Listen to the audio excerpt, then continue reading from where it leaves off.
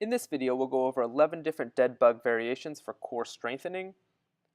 The dead bug exercise is a phenomenal exercise for core strengthening. It specifically targets the anterior core, so that would be the transverse abdominis, rectus abdominis, and your oblique muscles.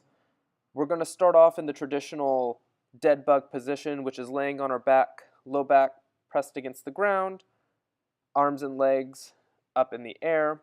And so the first two exercises were arms only and then legs only. And this one is the traditional dead bug where we're going to do opposite arm and opposite leg. We're just going to extend them while keeping that low back nice and still and pushed against the ground. Now we're going to change it up and we're going to do same side. So I'm going to extend my arm and leg both on the same side. Remember to breathe throughout the exercise as well. You don't want to hold your breath. The next one here, I call them Deadbug Angels. What I'm going to do is I'm going to extend my opposite arm and leg and then move them away from midline and then bring them back.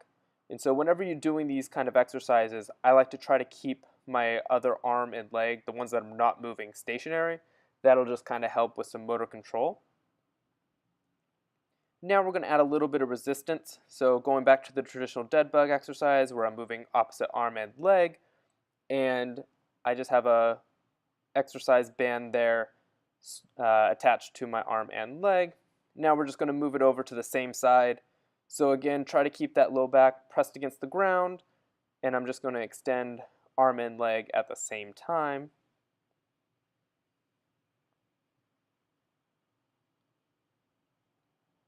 The next one here, I just have a mini loop around my wrist, and I'm going to push out against the band, and that's going to help activate a little bit of rotator cuff as I move my arms up overhead. For these, try to keep the lower body in that nice 90-90 position so there's no movement there. Now we're going to add a medicine ball, so I'm just going to hold the medicine ball and tap the ball up overhead. As you'll notice, lower body's not moving, core's nice and engaged, pushed against the ground. Now we're going to do the opposite, so we're going to extend both legs. I have a mini loop placed just above the knees. That'll help activate a little bit of glute activity. Arms stay nice and stationary during this exercise.